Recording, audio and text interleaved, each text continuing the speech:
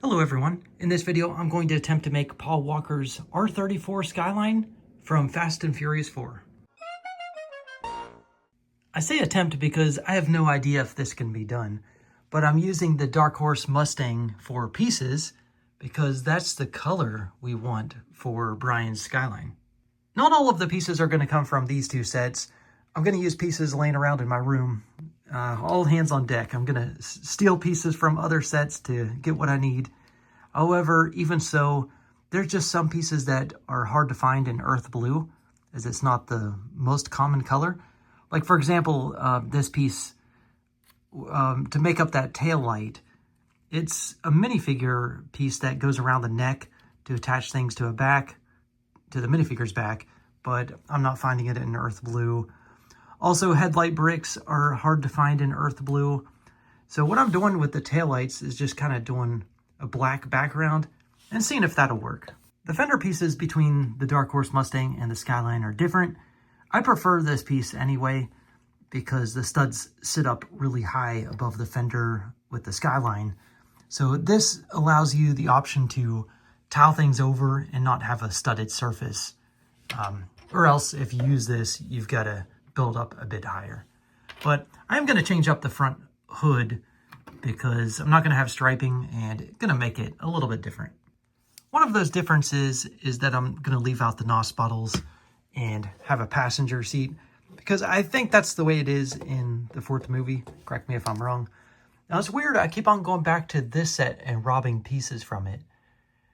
I hope I'm not cursed, robbing from the Lost Tomb. But it's weird, they've got some earth blue pieces in there that are needed, like a couple of these 2x6 tiles. Also, they had 8 of these upwards brackets in black, which was exactly what I needed. They came in gray on the original car, so wanted to change that up to black. They also had these roof tiles. Well, a couple of them anyway. So, yeah, robbed from the tomb. I haven't yet made any studded surface for attaching the rear spoiler to the trunk. Just kind of giving it a smooth look for now. Modifications in the back, well, I added these roof tiles down here. There's the original, looks like that. I did modify this column here. They rely on a sticker here for a continuation of the window. I built it up with some plates and then changed up some of the sloping just because I like how it ties in better to the roof right here. I don't know, just a personal preference. I did run into some issues not having earth blue for these brackets for the mirror. Might have to change up the design there. Whoops. Or wait until the Williams F1 car comes out on March 1st. They've got some of those brackets in blue. Also, these brackets, I couldn't find them being made in earth blue yet, so might just have to stick with black for now. I did a lot of work off camera, and in fact, it's the next day. Because last night, I was working on this and driving myself nuts on redesigning this front end and the hood. And I was almost ready just to call it quits on this project and just put it off to the side for another time. But I came back to it and found something that I think will work, something that I'll be satisfied with. So I did, the original car had the really weird and interesting build with the stripes in the middle. And also that GTR printed on the side of a 1x3 plate was cool. However, I've got a 1x4 space here and just wasn't able to fit it in to a good spot. However, I've got plans to use it, and I'll show you how in just a moment. But I've got some weird jumper and placement of tiles in the center 4 stud sections. It took a lot of engineering to figure this out. And I was thinking about just bricking it up, just putting a bunch of bricks in there, plates and tiles to rest on and be done with it. But no, I've got a lot of space in there for engine detail. I can't just miss out on that. I'm gonna keep on suggesting that the LEGO Speed Champions theme gets more engines, and I'm not gonna miss out on that opportunity to put an engine on this car. It won't be seen, but it'll have a removable hood, and I'll be happy with it. Also, I did something else with the mirrors, and I think that looks pretty good. Why hasn't Lego done something like this? I don't know. To me, it looks good. It's a lot better than having this black bracket. So got it in earth blue. In the back, well, you can see I've added the spoiler. I did have to add some more black pieces here underneath. But I don't know. I'm fine with it for now. Maybe we'll get some earth blue recolors in some of these pieces where I can swap them out in the future. And now, let's get back to that engine. Oh, before I work on that engine, you're probably wondering why I've got this black tile here. Well, they didn't make them in earth blue yet, but on March 1st, when the Williams F1 car comes out, it has one of those and a mirrored version, but realized I didn't need that. I can get that same shaping with this piece, so that's what I'm going to do, same as I did over there. Now take a look at all of the space I have available for an engine. That is rare for a Speed Champions car, especially with all of these intricate builds.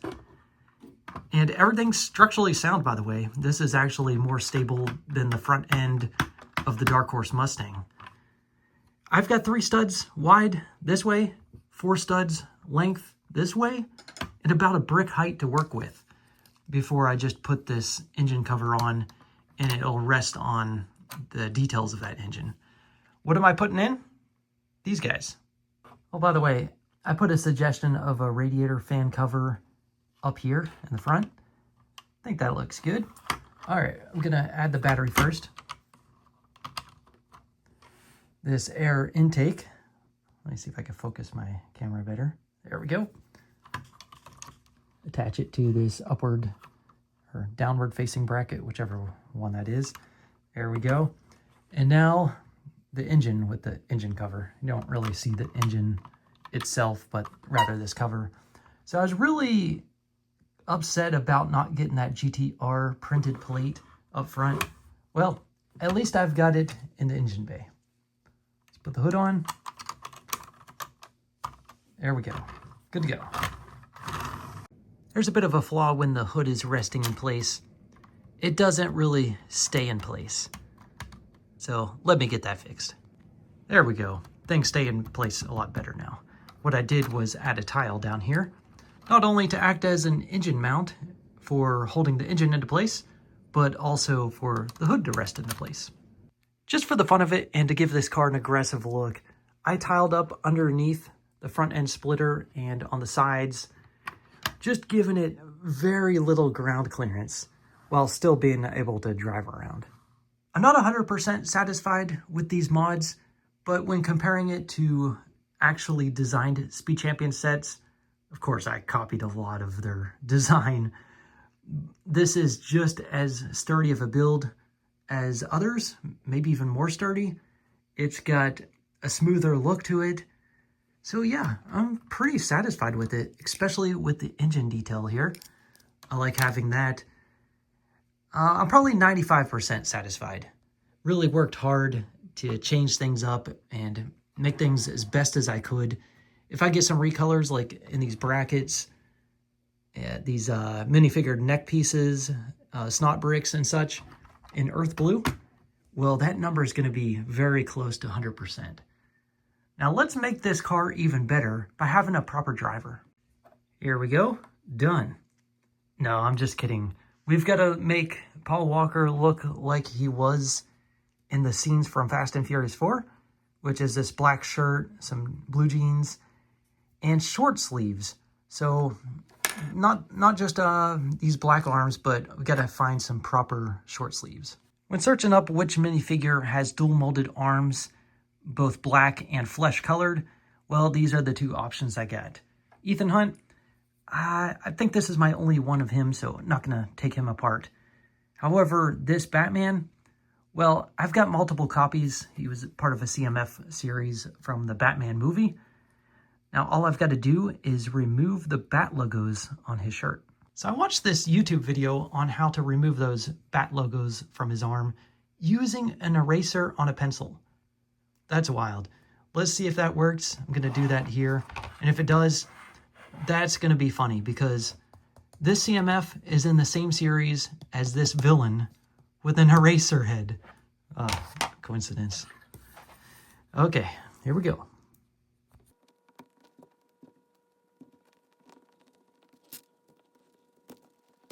Yes, it worked. Now I just need to do the other arm. May need another pencil though. Now I understand this villain's purpose. There we go. We've got our driver suited up. We've got a passenger as well. Let's get them loaded up into the car and finish off this video with a few more clips.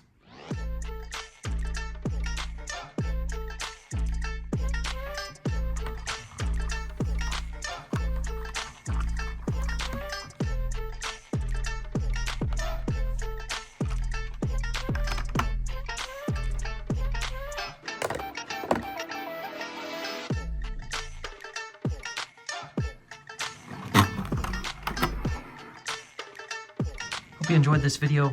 Thanks for watching.